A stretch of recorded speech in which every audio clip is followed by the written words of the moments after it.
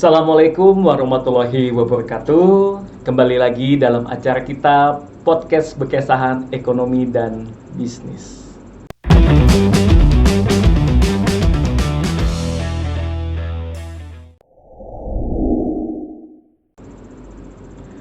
Baik, pada kali ini ada hal yang sangat menarik khususnya untuk warga Kalimantan Timur bisa berbangga nih. Kenapa? Karena di hari ini di depan kita ada 3 orang yang tidak lain dan tidak bukan adalah juara debat nasional. Nih nggak main-main nih, juara debat nasional ada di depan kita.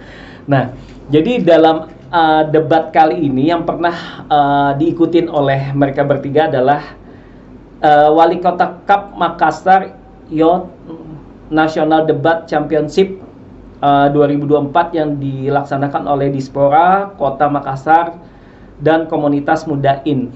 Ini adalah acara, mungkin kita bisa kategorikan acara terbesar debat nasional yang selama ini yang ada di Indonesia. Dan kali ini 3 sang juara ini adalah mewakili Universitas Mualla Warman Kalimantan Timur. Nah, ini jadi nggak main-main nih ya. Nih, langsung saja kita kenalan ya. Silakan yang pertama. Silakan. Halo semua, kenalin aku Tony Andreas Susanto, biasa dipanggil Tony. Saat ini mahasiswa program studi ekonomi pembangunan semester 7. Salam kenal. Halo semuanya, perkenalkan nama saya Eni Anggraini, teman-teman bisa panggil saya Eni. Saya mahasiswa dari jurusan akuntansi angkatan 2021 dan saat ini saya sudah menginjak semester 7. Salam kenal semua. Halo teman-teman semua, kenalin nama aku Hamdan Ferdi Maulana. Teman-teman bisa panggil aku Hamdan. Aku sekarang di prodi akuntansi sudah semester 7 dan angkatan 2021. Salam kenal semua. Oke, terima kasih ya. Nah, tadi lihat sobat-sobat bekesahan ya dari perkenalan mereka. Jadi ini anak adalah anak-anak pintar nih. Nah, jadi kita di sini sobat-sobat bekesahan bisa melihat dan bisa belajar bagaimana sih caranya kok bisa sampai jadi juara 1 nasional khususnya dalam acara debat nih ya. Pertandingan ya, sorry bukan acara ya. Oke, boleh kita langsung saja ya kita diskusikan ya. Nah, ini debat apa sih sebenarnya?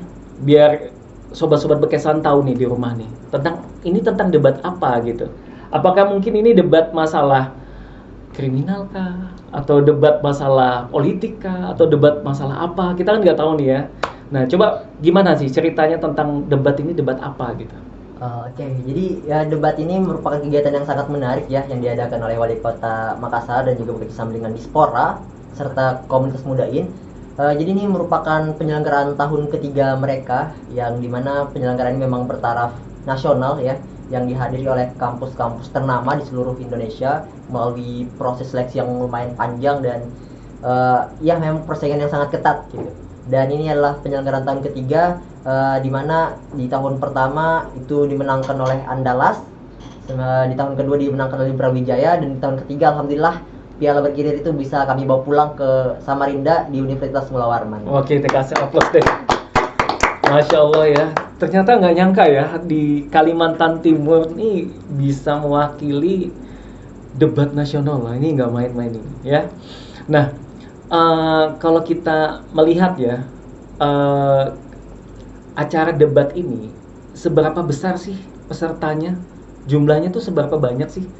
Gitu. Ada yang ingat nggak waktu ikut acara debat kemarin? Oke, jadi pesertanya ini kita proses seleksi dulu ya. Jadi dari video dan itu nggak terbuka. Yang pasti dari kampus-kampus ternama dan ya lumayan pasti banyak yang ikut karena bergengsi lombanya, dan situ semua diseleksi dan diambil 12 terbaik. Dan inilah yang kemudian ditandingkan secara offline seperti itu. Oh, jadi ini tadinya ada 12 orang. 12 kelompok maksudnya ya. 12 kelompok ini terdiri dari berapa ini? Maksudnya apakah hanya 12 kampus yang mengikuti ataukah cuma 12 kelompok saja? Atau gimana? Seperti yang udah dijelasin tadi, jadi sebenarnya di awal itu seleksinya video debat dulu. Jadi ini juga tidak pernah dibuka oleh pihak penyelenggara berapa tim yang mendaftar. Tapi yang diumumkan yang untuk bisa berlaga secara offline di Kota Makassar itu di 12 besar ini gitu. Jadi sebenarnya tidak terbatas atas 12 besar itu, tapi alhamdulillah yang lolos untuk bisa berlaga itu di 12 besar, itu 12 universitas atau 12 tim yang dinyatakan lolos seleksi. Karena 12 kelompok ini mewakili setiap universitas berarti ya? Betul. Wah, ini luar biasa nih. Apakah memang 12 ini mewakili dalam, katakanlah ya nih, misalnya dari Kalimantan ada berapa, dari Sumatera ada berapa, Pulau Jawa misalnya, atau bagian Indonesia bagian timur, kita nggak tahu ya nih. Itu memang ada yang mewakili memang?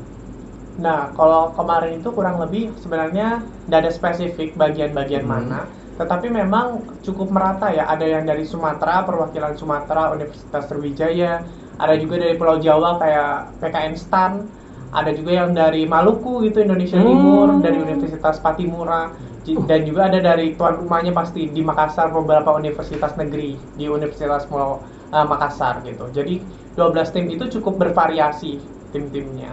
Oh, ternyata betul-betul satu Indonesia berarti ya? Ya, benar. Oh, jadi memang betul-betul nggak main-main ini nih acara nih, ya. Dan ini memang pertandingan yang dilakukan setiap tahun. Betul. Iya, benar. Oh, apakah memang ada acara-acara yang sama seperti ini yang beda dengan yang lain mungkin? Mungkin ada, karena ini kan sebenarnya acara tahunan mereka dari wali kota dan dispora. Kemungkinan juga di provinsi lain mungkin akan mengadakan ini juga, tapi sejauh dari yang kami ikuti, pertandingan ini juga banyak diselenggarakan di beberapa provinsi mungkin, tapi di Makassar ini juga salah satu kompetisi yang menarik gitu, karena mereka juga sebenarnya ada komunitas mudain yang sebenarnya mereka juga punya banyak program juga selain debat ini, ada debat yang lainnya juga gitu, dan mereka juga katanya dalam tahun ini ada yang namanya International Youth Summit. Mereka mencoba untuk meng-hire pemuda-pemuda untuk bisa banyak belajar juga. Jadi memang luar biasa sekali tujuan mereka, mungkin karena kita mau ada menjadi Indonesia emas gitu, sehingga mereka mempersiapkan melalui kompetisi yang cukup baik seperti ini. Oke, terima kasih. Nah, kalau boleh tahu nih, kemarin itu debatnya tentang apa sih? Nah, jadi kalau kemarin ini khusus tahun ini ya spesial, mereka ngusung tema terkait lingkungan, dan jadi memang mosi-mosi terkait perdebatannya itu memang benar-benar konsen terkait lingkungan gitu. Oh, jadi masih pada saat debat itu betul-betul masih dalam konteks seputar lingkungan saja. Tapi nggak menutup kemungkinan ada juga yang kaitannya juga dengan ekonomi, dan kemarin juga ada mosi soal pendidikan, termasuk juga terkait sosial politik. Oh, artinya ada juga menyangkut-nyangkut yang lain ya, nggak pure hanya lingkungan saja gitu. Oke, jadi pada saat kita debat itu ternyata juga banyak melibatkan pihak dari, katakanlah dari universitas, juga ada yang dari bagian timur, tengah, bagian barat juga lengkap ya ternyata ya. Dan juga yang perlu kita pahami memang, kita pengen belajar juga nih, maksudnya biar sobat-sobat Bekasan di rumah tahu nih, kan pengen tahu juga kan. Nah, gimana sih cara kalian bisa mempersiapkan debat ini gitu? Apakah mungkin sebelumnya memang ada seleksi dulu atau seperti apa? Mungkin bisa dijelaskan atau gimana nih? Oke, jadi sebenarnya persiapan kami itu, karena kami sama-sama sebenarnya ada komunitas namanya Grup Zona Bertumbuh Bersama. Di situ kami berkumpul bertiga di sini, di mana kami menyadari kami satu sama lain itu sama-sama sibuk. Kami punya kegiatan yang begitu padat, tapi kami mau berusaha untuk meluangkan waktu untuk berpartisipasi dalam berbagai lomba gitu. Jadi sebenarnya kami sudah ada sebelum-sebelumnya ada lomba bareng gitu. Jadi chemistry cukup terbentuk antara satu sama lain gitu. Nah, jadi khususnya kalau buat yang lomba ini, kami persiapannya kurang lebih 1 mingguan gitu sebelum pelaksanaan lomba gitu. Kurang lebih setelah technical meeting, kami coba diskusi-diskusi isu-isu tentang lingkungan, karena mosinya itu impromptu atau istilahnya tidak dikasih tahu sebelumnya. Jadi pas mau hari 30 menit sebelum main baru dikasih tahu, kita siapkan, dan itu nggak boleh buka HP gitu. Jadi benar-benar yang dilatih adalah nalar kita, bagaimana berpikir kritis, bagaimana menyampaikan poin-poinnya itu supaya lebih dalam gitu. Nah, kita coba siapkan dari kemarin, memang sebenarnya dari yang kami persiapkan mosinya tuh tidak ada yang sama persis, tetapi ada isu-isunya masih berkaitan tentang misalnya batu bara, tentang sustainable energy. Ada juga tentang misalnya isu-isu politik, misalnya kemarin itu tentang kegiatan DPR perlu kan misalnya aktivis itu masuk ke misalnya ke dunia tentang politik atau baiknya nggak usah gitu. Jadi isu-isunya memang bervariasi, tetapi memang cukup banyak juga isu-isu lingkungan gitu. Jadi kami coba persiapkan, kami luangkan waktu di tengah kepadatan kesibukan kami, dan pasti ada namanya berdebat, ada diskusi, ada cekcok dan sebagainya. Tetapi di sini sama-sama tujuannya untuk membangun gitu. Oke, bagus ya. Nah, karena kan tadi sama-sama sibuk ya. Nah, ini pasti ini ada cekcok nih. Kira-kira selama kalian ini kan harus membangun chemistry ya satu sama lainnya. Kira-kira pernah nggak terjadi cekcok nih antara temen nih satu grup? Pasti ya, Kak, selama sebenarnya kan mungkin bukan hanya di lomba ini, kami juga sering banyak membentuk forum-forum diskusi untuk lomba-lomba lain, dan itu juga sering terjadi gitu. Tapi kami pikir ini hal-hal yang normal, karena justru benturan pemikiran tuh harusnya outputnya seperti itu gitu. Karena kami juga nggak mau ketika kita diskusi pemikiran kita sama, jadi kita hanya terbatas dalam hal itu gitu. Jadi mungkin ini juga yang bisa jadi tips untuk teman-teman, kalaupun teman-teman berdiskusi dengan teman-teman atau orang lain itu ada perbedaan pemikiran tuh nggak apa-apa gitu, karena itu justru akan menambah insight kita juga tentunya. Jadi ketika kita menganalisis suatu hal itu ada pandangan yang berbeda gitu. Oh, ternyata orang-orang bisa berpikir seperti ini ya. Jadi nggak semua hal itu sesuai sama apa yang kita pikirkan. Betul. Dan kalaupun untuk mengatasi itu sebenarnya adalah teman-teman harus bisa cross check dulu tujuan tim itu seperti apa gitu. Karena kalau semisal kita pun bercekcok tapi tujuan kita tetap untuk membangun diri, harusnya kita akan tetap bisa sama-sama terus gitu. Itu hanya ya bumbu-bumbu selama kita persiapan, dan itu cukup menyenangkan untuk dilalui juga sebenarnya. Iya, bagus ya. Ternyata perbedaan itu bukan jadi halangan. Betul. Malah itu menjadi sebuah tantangan, dan itu akan menjadi sebuah hal yang menarik sebenarnya ya. Kita tahu memang yang namanya sebuah perbedaan pasti ada pendapat. Itu pasti ya. Bukan hanya apalagi cuma teman, pasangan pun juga pasti ada perbedaan pendapat ya. Seperti itu. Dan memang menghargai satu sama lain itu memang lebih penting. Seperti itu ya. Nah, mengenai dari perselisihan tadi, nah ini kan pasti ada, ibaratkan tuh pasang surut gitu ya.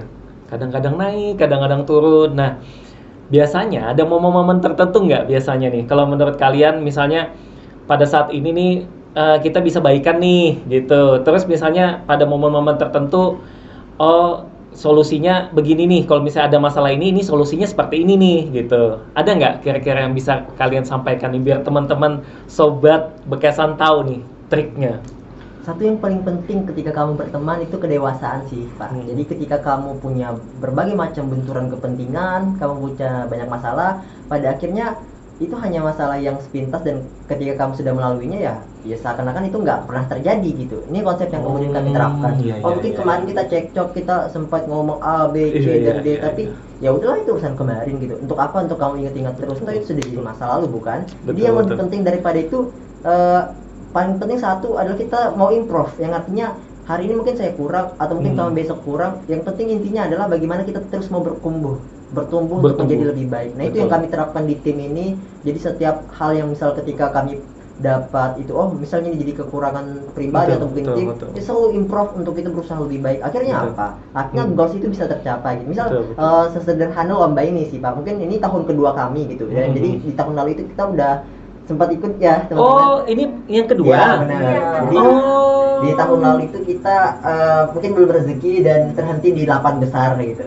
Oh, itu pun juga alhamdulillah sebenarnya. Kita evaluasi, banyak belajar, dan gimana sih caranya agar kemudian kita bisa lebih tenang, lebih prefer ya, kalau kata dosen kayak prefer is winning lah, preparation is winning. Ya, jadi gimana caranya kita bisa ya terus bertumbuh. Akhirnya alhamdulillah kemenangan itu pasti datang pada orang yang siap. Wih, ini coachnya banget nih. Ya, bagus ya.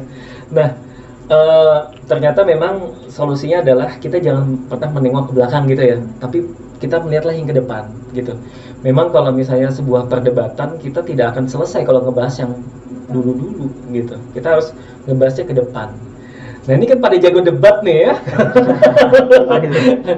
Pernah nggak nih mengeluarkan jurus-jurus fatality-nya nih ke sesama teman nih?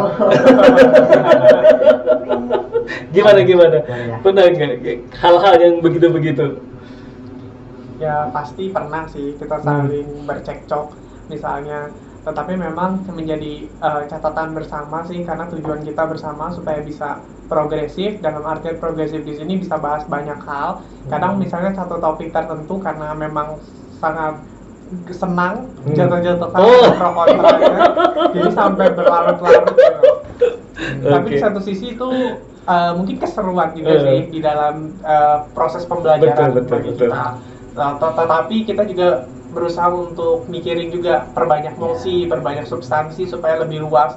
Karena memang di debat ini kan kita nggak bisa tahu gitu topik yang akan diperdebatkan itu apa, karena tiba-tiba 30 menit nggak boleh buka buku sama sekali pun nggak boleh. Jadi betul-betul tidak buka buku, nggak boleh buka buku, tidak boleh buka handphone, nggak boleh semua. Waduh. Jadi benar-benar brainstorming kami sebagai tim itu harus diperkuat. Wah. Berarti betul-betul gimana kalian misalnya ngebahas yang bukan bidang kalian nih? Itu gimana solusinya tuh? Kalau di kita sih biasanya pikir biasa kalau ini kan perdebatannya ada pro kontra gitu. Betul. Kalau dan posisi itu kita nggak bisa memilih misalnya aku lebih suka pro, nggak bisa. Karena Itu kita gimana? diambil undian pro kontra itu acak. Habis itu mosinya juga acak gitu. Ada banyak mosi kita pilih acak gitu. Jadi biasanya strategi kami misalnya tentang isu politik kemarin, kan bidang kami semua anak ekonomi. Betul, ini kan anak ekonomi semua nih. Iya. Nah, kalau isu politik itu kemarin kami coba pikir secara logika dasarnya. Kenapa sih misalnya mereka harus mendukung hal tersebut? Betul. Kira-kira argumen mereka yang paling utama atau yang paling substansial itu yang mana? Kenapa sih? Kan sebenarnya segala sesuatu itu ada logikanya gitu. Kenapa harus seperti ini? Kenapa seperti ini? Kita coba ambil, kita catat, coba kita siapkan counternya 5 poin, 4 poin. Jadi sebelum mereka mau sampaikan itu sudah patah duluan argumennya. Jadi yang utama substansialnya itu kita coba serang. Dengan cara apa? Dengan lihat secara umum logika. Betul, secara logika. Betul sih, segala artinya ilmu-ilmu baru pun akan bisa dipatahkan dengan logika. Meskipun mohon maaf belum ada pembuktian sebenarnya, tetapi dengan logika sementara mungkin itu akan bisa dipatahkan sementara dulu gitu ya. Ya itu pemikiran yang luar biasa sih sebenarnya gitu ya. Dan ini mungkin sobat-sobat PKSN di rumah mungkin nggak tahu trik-trik yang model begini. Biasanya kalau udah ada dosen tiba-tiba hari ini kita ujian, ini soalnya langsung bingung.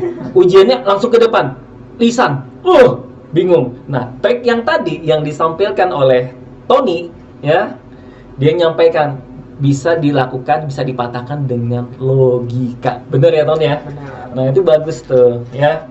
Kadang-kadang memang ya memang benar, karena ilmu juga biasanya berdasarkan basicnya adalah logika. Seperti itu ya. Nah, ini lanjut lagi ya. Kita pengen tahu nih ya, gimana sih sejarah kalian. Nah, ini biar masing-masing beda-beda kan. Sejarah kalian, kok bisa sih kalian tertarik mengikuti debat gitu. Kan ada tuh yang lain-lain tuh, ada yang musik lah, ada yang olahraga lah gitu. Kenapa harus debat gitu? Kenapa? Apa memang suka berantem sama keluarga di rumah, sama saudara mungkin, suka debat. Tiba-tiba, aku suka debat nih gitu. Aku cari mana nih di kampus yang debat, aku mau ikut debat gitu. Atau gimana? Coba ceritakan dulu dari Tony, Ani, baru Hamdan. Silakan Tony deh. Oke, kalau dari saya sendiri dulu memang dari SMA ada ketertarikan untuk berdebat. Kenapa? Di satu sisi kita bisa melihat, saya lihat orang yang berdebat itu keren aja sih, dia bisa melihat dua perspektif. Betul. Dalam artian kan di dunia yang saat ini seringkali mengotak-ngotakan dan dia hanya melihat satu sisi. Saya melihat kalau debatnya lebih keren deh, karena kita bisa lihat di sisi kiri maupun di sisi kanannya gitu. Betul. Jadi sejak SMA saya coba ikut yang namanya komunitas eskul lah gitu, dan juga ada kegiatan akademik. Tetapi memang kegiatan debat saya ini tidak terlalu progresif karena akademik saya ikut kayak lomba olimpiade gitu, lebih progresif, jadi fokusnya ke sana. Dan pas kuliah ini baru lebih fokus ke arah sana, karena memang kayak olim itu di perkuliahan sudah berkurang gitu. Makanya saya fokuskan ke debat. Dan juga abis itu ketemu dengan teman-temannya, waktu itu ada namanya seleksi KDMI tingkat fakultas. Ada tujuan yang sama gitu, pengen untuk mencapai kemenangan bersama, punya visi yang sama, dan bisa dibilang seperti kata jurinya kemarin ya, kita ini cukup seimbang gitu satu sama lain. Jadi kan kadang kalau ada tim yang agak timpang secara proporsi tim itu kadang juga agak cukup menghambat progresif sebuah tim untuk misalnya menang dan sebagainya. Dan kami melihat satu sama lain ini cukup progresif dan sama-sama punya latar belakang yang menarik gitu. Makanya saya akhirnya fokus ke bidang debat. Debat itu, oke, bagus. Kalau boleh tahu sebelumnya, Tony dulu sekolahnya dulu SMA-nya, SMA mana, Ton? SMA Negeri 3 Samarinda. Semangat. Pantes ya, bagus memang sekolahnya. Oke, silakan kalau Ani gimana dulu ceritanya, sejarahnya nih? Kalau dari saya justru saya nggak pernah debat pas SMA gitu. Cuma dulu pada saat saya SMA saya memang aktif dan suka ngomong di depan umum. Jadi modal saya dulu dari SMA itu public speakingnya, public speaking. Ya sudah mungkin oke gitu. Cuman sampai akhirnya saya masuk ke kuliah itu, saya dulu tergabung di ada UKM di FEB juga, namanya LKPE, Lembaga Kajian dan Pengembangan Ekonomi. Kebetulan ada banyak banget senior-senior saya yang mencoba untuk mendorong saya untuk ikut lomba ini. Awalnya tuh dulu di KDMI juga sama kayak Tony. Di KDMI, alhamdulillah saya bisa lolos untuk wakilin ke fakultas ke tingkat unit. Itu saya coba merasa, wah ternyata ini menarik gitu, karena kita bisa bahas tentang suatu hal tuh jauh lebih dalam, terus banyak teman-teman yang juga sebenarnya punya pemikiran yang sama, karena biasanya kita kan juga cukup sangat melelahkan kalau misalnya kita diskusi sama orang yang sebenarnya dia tidak se-excited untuk bisa bahas suatu hal, sedangkan kalau di teman-teman debat tuh biasanya adalah orang-orang yang progresif terhadap suatu isu. Jadi saya coba, kayaknya saya juga tipe orang yang suka bercerita dan berdiskusi, jadi akhirnya lebih fokus ke sini.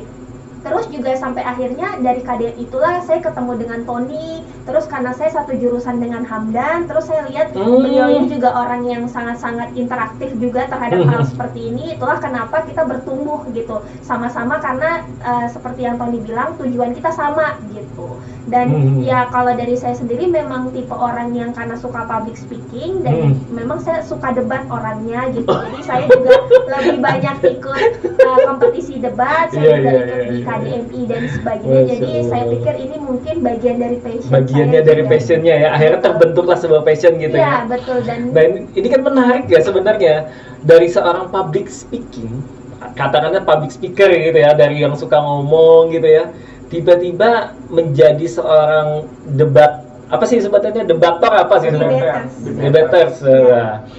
Itu susah nggak sih sebenarnya? Khusus untuk Annie gimana nih? Kalau saya sendiri sebenarnya mungkin tidak terlalu sulit karena sudah ada modal untuk bisa berbicara di depan umum. Saya tinggal cuman sering membaca, mungkin meningkatkan analisis saya ketika saya memulai meniti karir perdebatan semisal, karena menurut saya juga di perdebatan itu pintar ngomong itu juga bukan hanya satu hal yang harus dipertimbangkan, tapi kita coba bisa membuka wawasan baru kita juga. Tapi dengan bisa berpublic speaking itu bisa membantu kita mendeliver itu dengan baik gitu. Biasanya kan kadang ada beberapa orang mungkin mereka cerdas secara pemikiran, punya ide bagus sekali, tapi sayangnya tidak bisa terdeliver. Makanya saya juga sangat bersyukur, alhamdulillah saya sendiri mungkin merasa ini adalah anugerah juga. Saya percaya diri untuk ngomong di depan umum. Saya senang kalau orang-orang tuh dapat ilmu yang banyak dari saya tentunya, karena saya merasa harusnya ilmu itu nggak berhenti di saya aja, tapi bisa terus berpindah ke orang-orang. Dan saya juga harapannya anak-anak muda seperti kita tuh harusnya, kalaupun kalian introvert, tidak juga menghentikan kalian untuk bisa berpublic speaking. Tentunya kalau kalian punya informasi yang baik, ide yang bagus, kenapa itu nggak di-share ke orang-orang supaya nantinya dia juga akan terinspirasi sama kamu dan dia juga mungkin mencoba hal-hal baru di kehidupan mereka. Terima kasih, bagus ya. Nah, Ani, kalau mau tahu dulu sekolah di mana nih, Ani? Khusus SMA-nya? Kalau saya bukan orang Samarinda, jadi saya perantau di dari sini. Mana? Saya dari Sangatta. Jadi saya sekolahnya dulu di SMA Negeri 1 Sangatta Utara. Oh ya, Masya Allah. Nah nih, Makassar dari Sangatta? Iya, dari Kalimantan, dari Sangatta Utara. Ya, berarti Kutai Timur. Betul, Pak. Wah, ini ada orang Kutai Timur nih, ya, nonton nih pasti ada nih. Ya, alhamdulillah nih perwakilannya. Nah, kita lanjut ke Hamdan deh. Gimana dulu Hamdan? Ceritakan dong. Oke, makasih. Kalau aku sih sebenarnya Pak, debat ini bukan passion saya sebenarnya. Kok bisa? Jadi saya itu sebenarnya merasa debat itu sangat menguras energi. Iya. Ya, memang pada nyatanya. Jadi kalau saya menyadari kalau diri saya ini pribadi, saya tuh lebih suka diskusi sebenarnya, diskusi dan bercerita dengan orang lain. Tapi ada satu hal yang saya membagi debat itu terbagi jadi dua. Satu debat kusir yang itu nggak akan menghasilkan apa-apa, ya barangkali hanya menghasilkan emosi barangkali akan berantem. Ini nggak baik untuk kamu. Yang kedua yang lebih baik adalah debat yang progresif. Yang artinya apa? Debat yang kemudian membenturkan ilmu yang kemudian nanti bisa menghasilkan entah itu kebijakan, entah itu sebuah hal-hal yang menarik untuk menyelesaikan problem solver gitu atau problem solving. Ya itu yang penting. Jadi saya dulu di SMK, saya SMK ya. Jadi dulu saya memang juga pernah ikut kejuaraan debat. Dan memang dulu konsen di debat dari kabupaten sampai ke provinsi waktu itu juga. Oh, pernah ikut acara sebelumnya memang debat. Terkait debat. Jadi tapi katanya tidak suka debat gimana nih? Kan? Tidak suka tapi ikut gimana nih? Tidak suka, tapi akhirnya tidak suka awalnya. Awalnya saya bilang debat yang progresif itu yang saya suka gitu. Kalau debat kusir ya kamu nggak dapat apa-apa. Ya mungkin dapat emosi atau bahkan hanya berkelahi. Bisa berantem ujung-ujungnya. Apalagi waktu sekolah dulu kan. Alah. Hanya saya tertarik untuk kita berbantah-bantahan di argumentasi yang di ranah-ranah akademik. Betul. Kemudian ketika kuliah ya ketemulah dua orang. Dan mungkin menurut saya satu yang mungkin teman-teman bisa catat bahwasanya untuk berteman itu nggak harus frekuensi, yang penting satu visi. Karena kadang kalau kita memaksakan untuk sefrekuensi itu kadang sulit. Kenapa? Mungkin yang dengan tipe-tipe yang berbeda, ada yang mungkin tipenya pendiam, ada yang mungkin kamu ketemu dengan orang yang suka pencerita. Kalau ketemu tuh, satu habis energi, satu nggak mau ngomong kan. Betul. Jadi sulit gitu ya. Jadi paling penting ketika kamu punya satu visi yang sama, is okay lah. Nah, kenapa kemudian debat? Saya tuh kalau di ranah akademik saya tuh konsen dan suka mungkin di ranah dua lomba, yakni karya tulis sama debat. Kenapa? Suka nulis memang ya? Dan satunya karena memang di debat kita kamu juga biasa dipaksa untuk menulis dulu untuk mengikuti perlombaan. Kemudian di debat itu yang paling penting adalah gimana kamu satu pasti of course kamu melatih public speaking. Nah, itu jelas banget. Yang kemudian kedua membentuk pemikiran yang rasional, yang artinya ketika kamu ingin mengambil sebuah keputusan ada jiwa skeptism yang harus kamu punya, yang artinya nggak boleh langsung makan mentah-mentah gitu. Kamu harus analisis dan berbagai hal.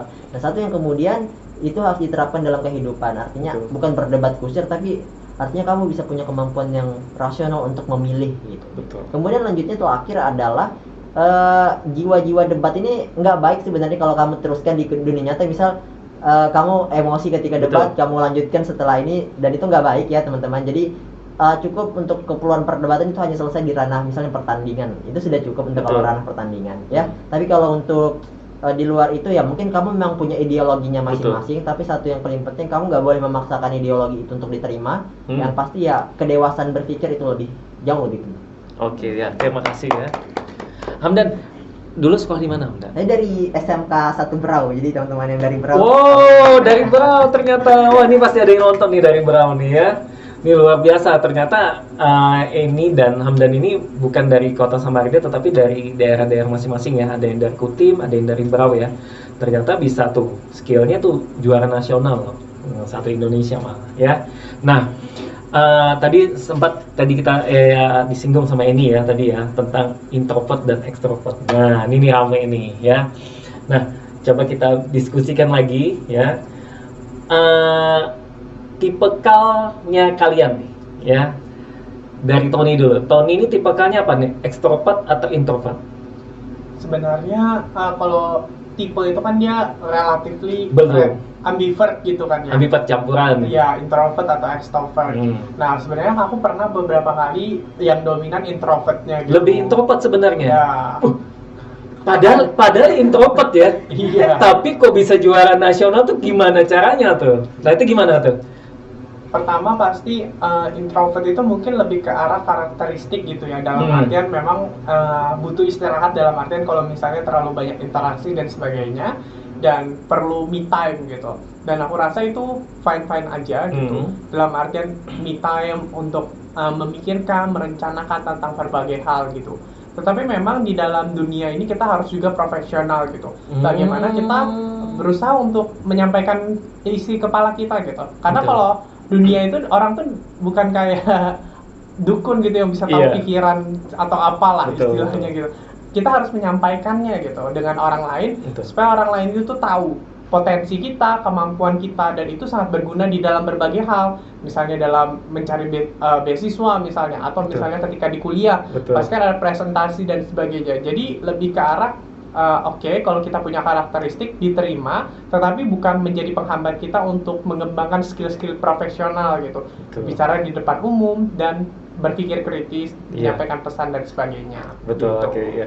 Terima kasih ya, bagus ya Tony ya.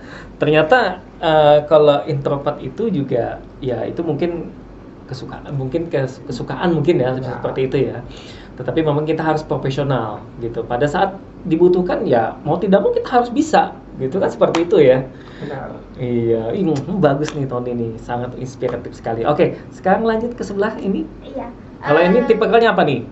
Saya setuju kalau kata Tony tentang introvert atau extrovert ini kan relatif Mm-mm, juga. Di betul. satu sisi kita bisa extrovert, tapi di satu sisi kita juga bisa introvert.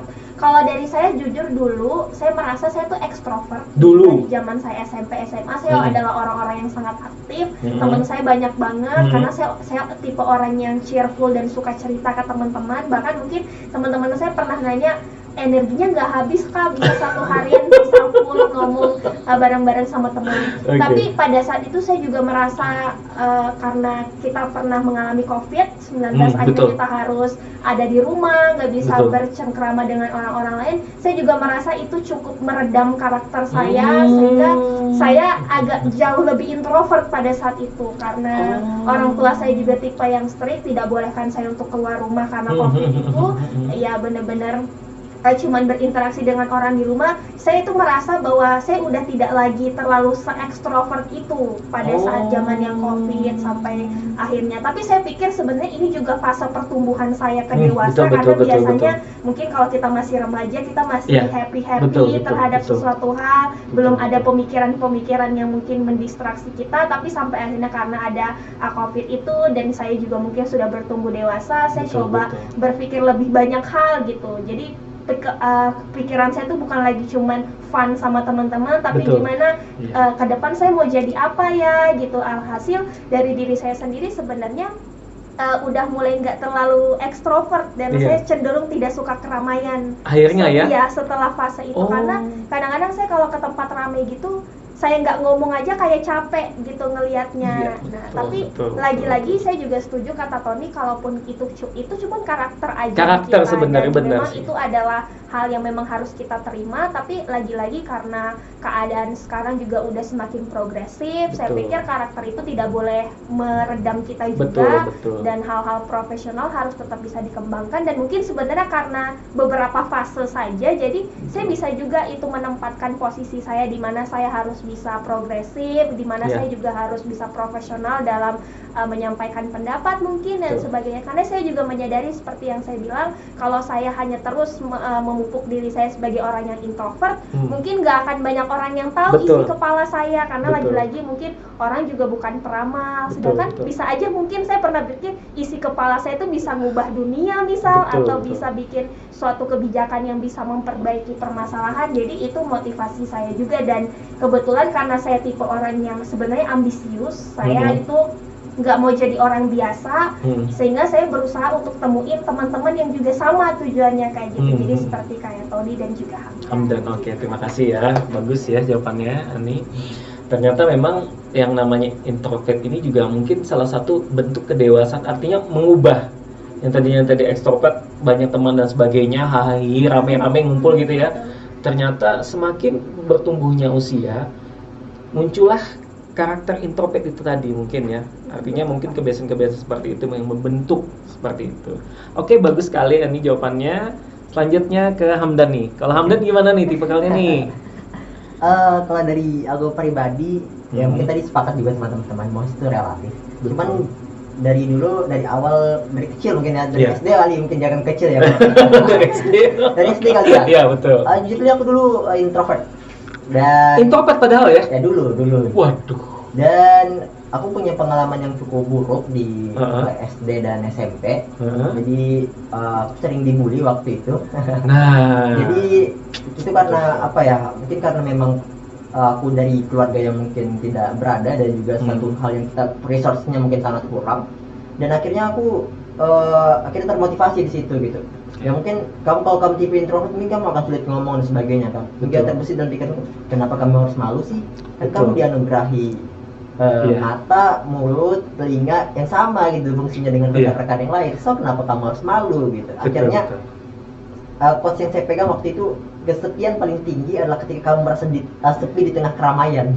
Jadi akhirnya Iya. itu memutuskan saya untuk gimana sih akhirnya cara kamu membalas mereka gitu. Iya. Akhirnya terbesit waktu itu satu-satunya cara adalah ketika kamu dikatakan jelek ataupun negatif, jangan membalas dengan kata-kata, tapi Betul. membalas dengan karya. Wih. Itu yang saya coba Luar biasa. lakukan ketika waktu itu, dan titik baliknya ketika SMK ya waktu Iya. itu. Dan di SMK itu saya merasa benar-benar saya benar-benar bertumbuh. Mungkin teman-teman yang melihat saya waktu di SMP dengan teman-teman yang melihat di SMK itu mungkin 180 derajat berbeda gitu.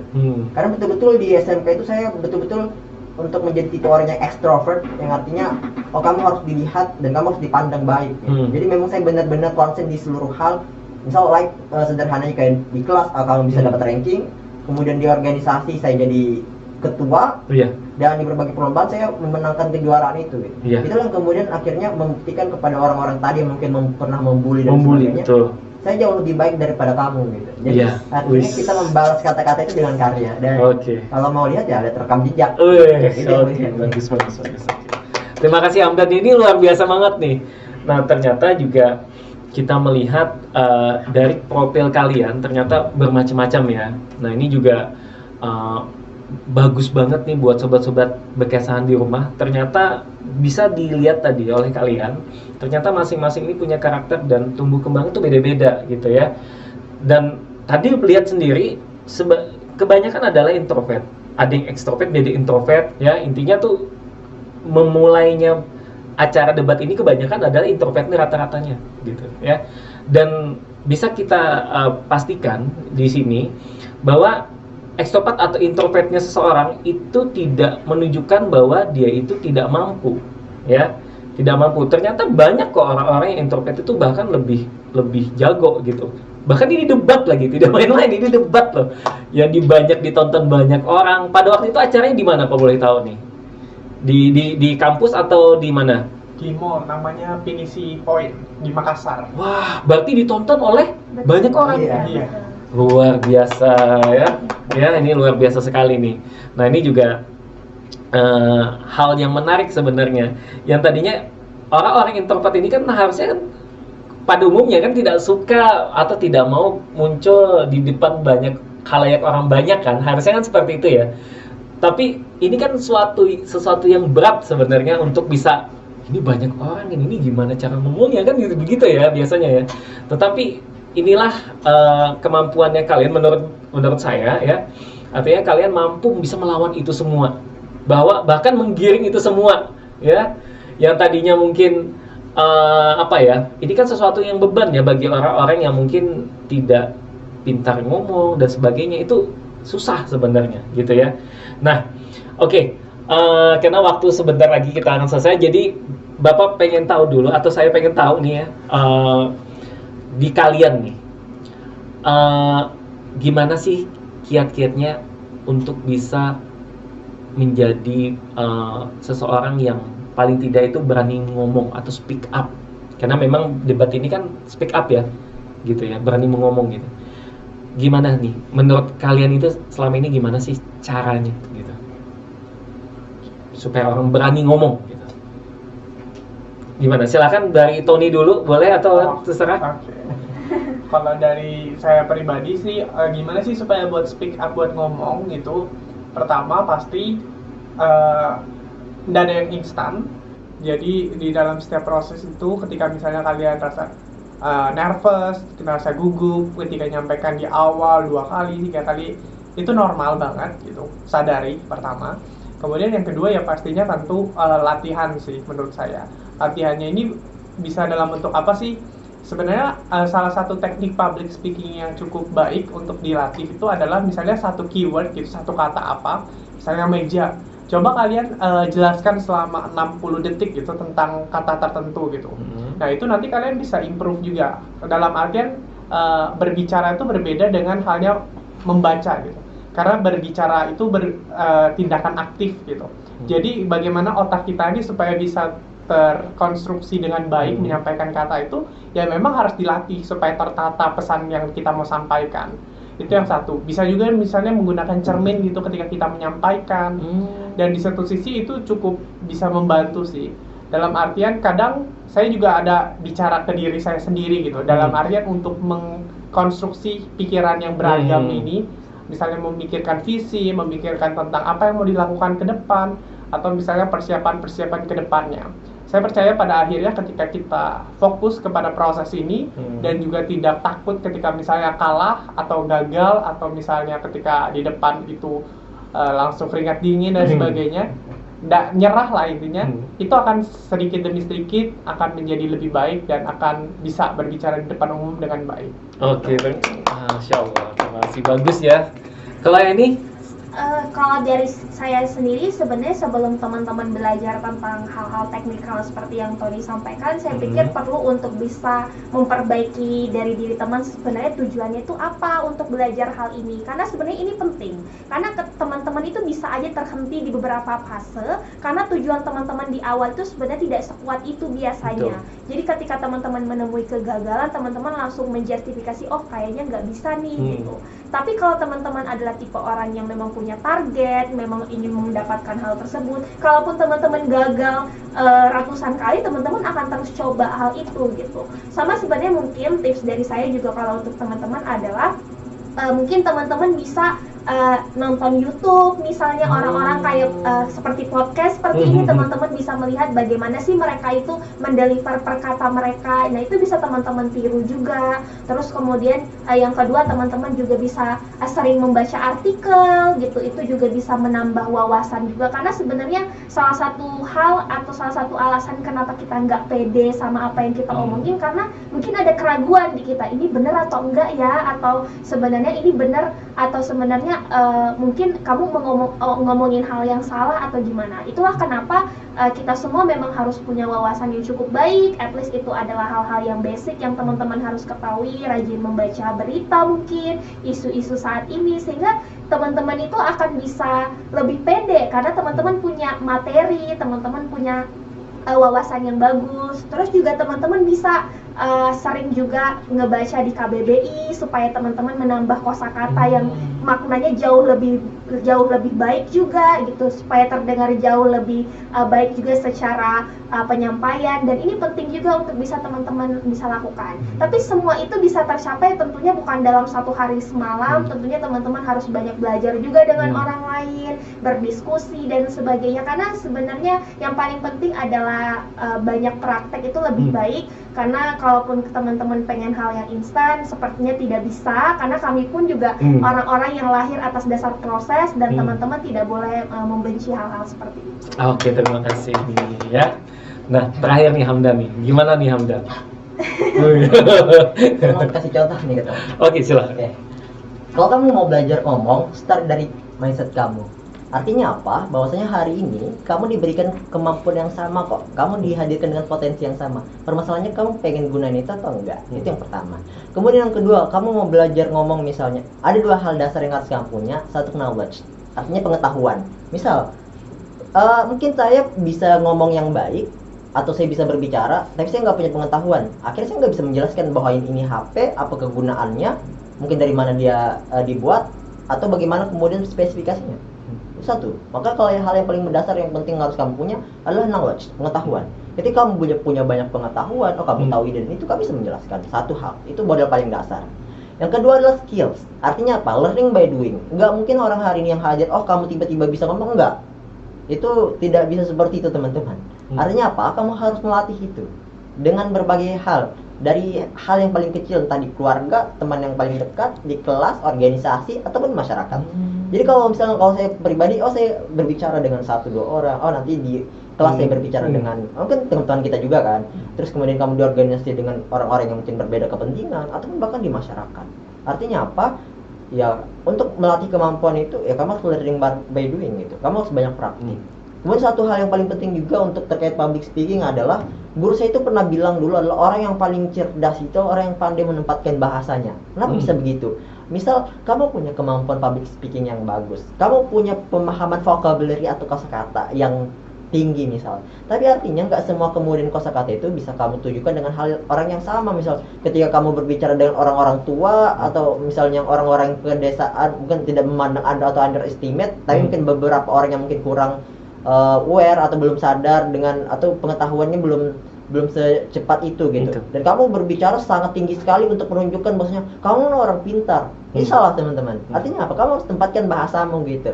Yang paling penting bukan cara kamu ngomong berbicara kosakatanya paling tinggi, enggak. Tapi paling penting dalam sebuah komunikasi atau public speaking itu adalah bagaimana orang itu bisa paham gitu. Kamu mau pakai bahasa Inggris, mau pakai bahasa Indonesia ataupun bahasa yang kamu teknik apapun yang kamu gunakan, kalau orang nggak paham, so apa gunanya? Gitu. Jadi start your mindset, dua hal, knowledge, kemudian skill, dan terakhir adalah bagaimana kamu menempatkan bahasa. Kalau kamu sudah punya itu, kamu akan berdampak di masyarakat. Oke, terima kasih. Masya Allah, ini luar biasa sekali ya. Pantas memang jadi juara debat nasional ya. Karena ini memang luar biasa sekali ya. Dan mungkin waktu sudah habis ya. Jadi mungkin kita akan akhiri, tetapi saya akan kasih kesimpulan dulu dari podcast kita hari ini ya. Jadi tadi kita sudah bahas bagaimana acara debat yang sudah dilakukan oleh dari tim Pekon ya. Kemarin dari mana? Dari Unmul ya, mewakili ya. Unmul mewakili Kalimantan Timur ya khususnya. Dan ternyata banyak sekali yang dilewati, bahkan tadi sudah dibahas, ternyata ada 12 grup se-Indonesia dari barat, tengah, dan timur semuanya mewakili. Dan juga tadi disampaikan ternyata 3 orang ini adalah 3 orang introvert loh, sobat-sobat bekasan di rumah. Dan kita nggak nyangka tadinya, ternyata seorang introvert pun bisa jadi juara debat nasional. Nah, dan yang terakhir tadi adalah yang disampaikan, ternyata masing-masing ini punya trik-triknya ya. Tadi seperti Tony gimana sih Ton tadi caranya? Ternyata dia juga banyak belajar ya, bisa latihan seperti di depan cermin dan sebagainya ya. Dari Eni juga karena memang ini kan sempat juga belajar dulu tentang public speaking, dan itu juga dikuatnya di situ ya, bisa berdiskusi juga, banyak pengetahuan katanya, karena memang belajar itu juga salah satu basicnya katanya seperti itu. Dan ketiga tadi Hamdan tadi banyak tadi ada knowledge, apalagi Hamdan? Skill. Dan yang ketiga tadi apa? Bahasa ya.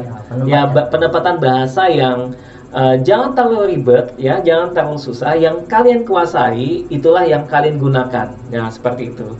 Oke, sobat-sobat bekasan di rumah, mungkin itu saja dulu untuk podcast kita di hari ini. Terima kasih kepada teman-teman semua yang sudah datang ya. Ini luar biasa sekali sudah menempatkan waktunya, dan mungkin ini baru datang ya. Berapa hari sudah di Samarinda? Sudah datang dari Makassar nih? Dari tanggal 3 kan? Oh, tanggal 3 ya? Oke. Alhamdulillah nih, bisa istirahat lah dulu di rumah ya. Oke, mungkin itu saja dulu untuk podcast kita. Saya ucapkan terima kasih banyak. Sampai ketemu lagi di podcast Bekasan Ekonomi dan Bisnis. Sampai jumpa. Hai.